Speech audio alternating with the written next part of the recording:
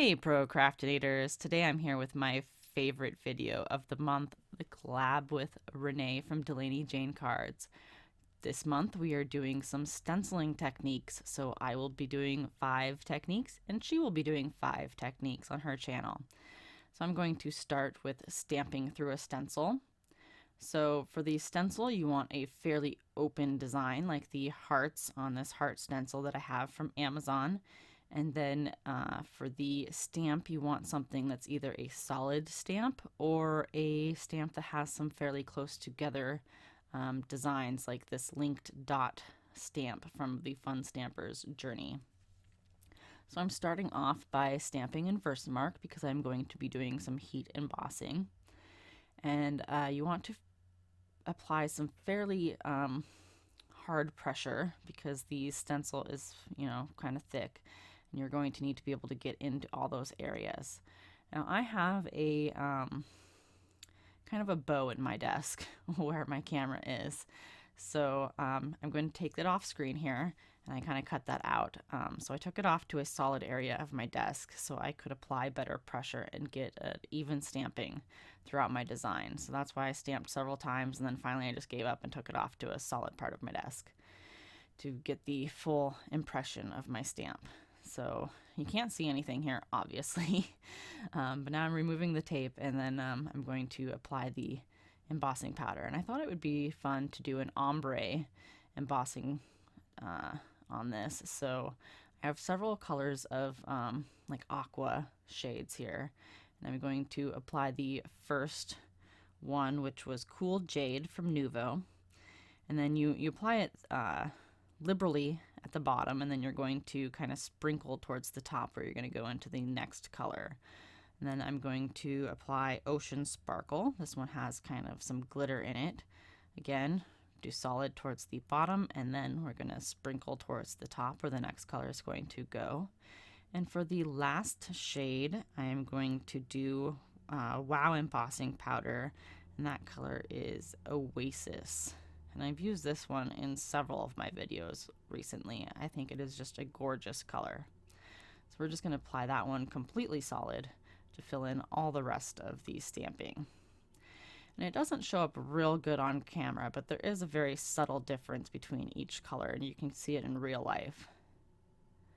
So now I'm not going to show you the finishing of the cards of any of this video. My last video that I did this, not a whole lot of it got watched, so I'm just going to quickly show the supplies on screen and show you the finished card. So I just matted that card panel onto a solid piece of teal cardstock or pale aqua cardstock and slapped sentiment on it. Now we're going to do some selective stenciling with masking, and I love how this one turned out.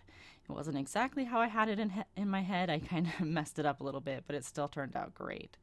So I'm going to take some 2-inch Post-it note tape here and just mask off a triangle. This stencil is the Modern Triangles by Neat and Tangled. And I did apply some pixie spray on the back of this stencil to keep it on my 6x6-inch piece of Bristol smooth cardstock here. And I am applying some Candied Apple Distress ink to this part of the section that I masked off. I'm going to apply it rather liberally because I want a nice bold color here. So my idea with this one was to do some rainbow ink blending. I'm only going to be using 3 colors for this, a red, a yellow, and a blue, to achieve all the colors of the rainbow. So I'm going to finish up the red here, and then I'm going to remove the Post-it tape. I'm going to section off another piece of the triangle, or make another triangle, and I'm just going to use the other side of the Post-it tape to ink blend against. That way I don't contaminate my colors. And I'm going to bring out the blue, which is going to be Salty Ocean. And as you can see, I have a little bit of that red showing, and the red and the blue will make purple. If you're not aware how colors mix, which I think we all are a little bit, at least, from kindergarten or whatever, primary school, elementary school, whatever you want to call it. We did a little bit of our color theory way back then. So as you can see, the blue covered up the red. I was expecting a little bit more mixing, but it didn't, so I just sectioned it off again and went back and forth between the blue and the red to achieve a nice purple color. And then once I get done with that, I will mask off both of the triangles. And this is where I made my mistake, but again, it turned out fine, so it was all right. So I should have masked off completely the red and the yellow because I was wanting more sectioned off colors, but I didn't achieve that. So I got my yellow into my red a little bit. I wanted those strips that are showing, I wanted those to be orange and yellow and not have my color bleed into where I'm doing the yellow here, if that makes sense. But I messed up and I got it into I got the red into my yellow, where that yellow, I wanted the part that's white to be completely yellow and not have the colors bleed into that.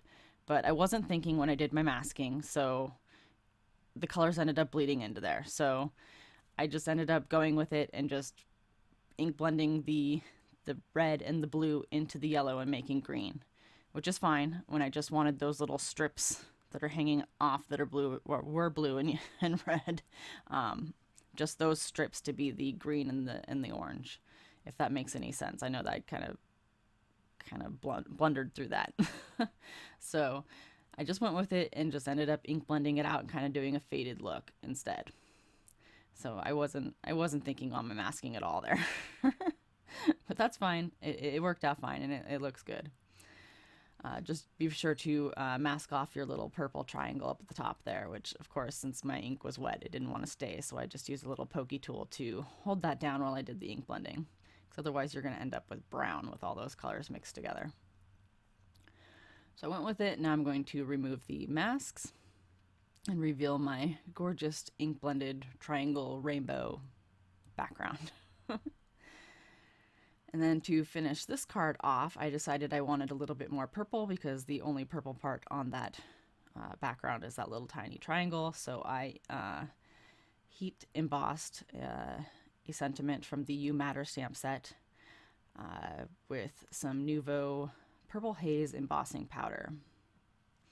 And I also did an inside for this one, and I did some more rainbow ink blending, and that stamp, or that sentiment, came from the Simon Says Stamp Greeting Mix 1 stamp set. Then we're going to do some stencil shifting. And for this one, I used a stencil from Amazon. I got quite a few stencil sets from Amazon. They've got some really cheap stencils. So if you want to increase your stencil collection, I recommend looking at Amazon for that, if you're on a budget at least. So this one I decided to do a little bit, just a very subtle ombre ink blending on the background before I did my stencil shifting. So I used tumbled glass and broken china for this. And it's not real noticeable, but I just thought I'd add a little bit of interest to my background before I did the stencil shifting instead of doing it on plain white. So that was my thinking there. Then I grabbed this, oh, I'm not done with the ink blending yet. So I wanted to smooth that out a little bit. The transition area was a little harsh. So then I grabbed my, what is that thing called? The Make Art Station. You'll see that here in a second. To hold down my stencil instead of doing the pixie spray on this one. And this stencil is kind of like a mandala or medallion or whatever you want to call it. And then I grabbed the peacock feathers and I heavily ink blended that through the stencil. I thought that the color went well with the broken china and the tumbled glass. So just heavily ink blended that through there. And then when I go to rotate the stencil or shift it, you see that center section there? It's kind of like a star or a sun or whatever you want to call that shape. I just shifted that so the little points went in between where they were when I ink blended it, if that makes sense. That way I had a nice kind of even shift. Then I'm going to put my magnets down again to hold down my stencil. And I'm going to come in with Cracked Pistachio. And we're going to finish up that ink blending. And I finished this card off very simply. Like I said, I finished all the cards off really simply. And I'm just going to die cut a Hello die from the Lawn Fawn Magic Slider die set. And I cut that out of Paper Accents Tranquil Teal Silk cardstock. It's kind of a pearlescent, or not pearlescent, it's kind of a like a matte mirror cardstock. And I stacked some white die cuts underneath that, and I stuck that to the front of the card, and I also matted the panel on the same Tranquil Teal Silk cardstock. And I finished the inside of this one too with that same stencil with the same peacock feathers and cracked pistachio ink blending. And I used the Simon Says Stamp Grading Mix 1 stamp set on the inside of this one too. I use that stamp set a lot on these cards. I'm loving those sentiments from that stamp set. So we're going to do some ghosting or lifting on this, whatever you want to call it. I've heard it called both things. So for this one, I started by ink blending some Distress Oxides. I know, shocker, I usually use the inks. So I'm going to use Pumice Stone, Weathered Wood, and Faded Jeans. And I brought out my mini ink blending tools for this. I tend to, I've used both. I've used the brushes and the mini ink blending tools. But I decided to bring out the moldy oldie for this. And I'm using my DIY blending foams on the tools. And so I just wanted a kind of a masculine background. I don't have a whole lot of masculine cards, so I decided to make a masculine card for this. Now, for this technique, you will get better, more vivid results if you use more contrasting or darker colors. So this didn't show up real bright, but it still shows up. And you can use the inks for this technique too, instead of the oxides. You can use any water reactive ink, but I feel like the oxides show up better for this. But like I said, you can use any water reactive ink. You do not have to have the oxides for this technique. The Distress inks will work just fine, or any water reactive ink that you have will work just fine. So I'm just going to finish up my ink blending here, and I keep wiping off my mat so I don't get pull the colors from the glass mat into my ink blending, contaminate things. So I'm just going to finish up on the Faded Jeans here real quick. If you notice that I do like to go back and forth in between two colors, I know that a lot of people have various different ways they like to ink, but that is the way that I like to do my ink blending, just back and forth between two colors instead of going all across one way and then back across the other way. So I did not use anything on this stencil to stick it down except for that little piece of Post-it tape in the corner, just because that corner was lifting up. So then you want to liberally spray it with your sprayer. You don't want to spray it so much that it like really warps the cardstock, but you do want to spray quite a bit of water on it. And then you dab it up with a paper towel, or in this case I'm using a tea towel. But if you use a tea towel or some kind of rag that you use often to clean up messes, you want to make sure that it is fairly clean. This one is clean, it's been washed, and I haven't used it since it's been washed. It's just really stained. But if you use one that is dirty, it can, since the inks are water reactive, it can react and leave ink stains on your card. Ask me how I know. So make sure that it is clean. So then I just finished this one up with a black matte and the Thinking of You sentiment, and that was embossed with gunmetal embossing powder by Ranger. And then I stamped the inside. Both of those sentiments are from the Greetings Mix 1 stamp set, and then I used just a little strip from the front of the card that was cut off when I cut it down and glued that to the inside. Now we're going to do a double stamping technique. This is the last one, and this was probably by far my favorite one. So I ink blended some spun sugar and shabby shutters for the flowers and the leaves, and I chose to cut that out of the video because it's just some basic ink blending through a stencil.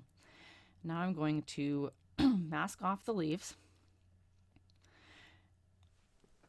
Excuse me. I'm going to mask off the leaves, and then I'm going to take this stencil by Tim Holtz, which is called Ornate, and I'm going to put it over the first stencil.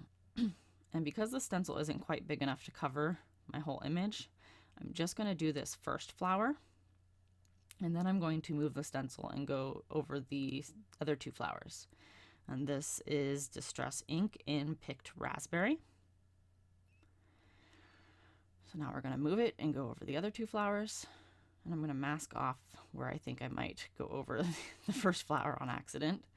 So I don't want to do that. And then we're going to go over the other 2 flowers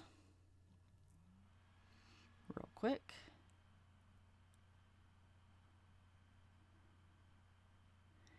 And then I'm going to remove those masks over the leaves. I'm going to mask off the areas around the leaves for the flowers, so I don't go over the flowers.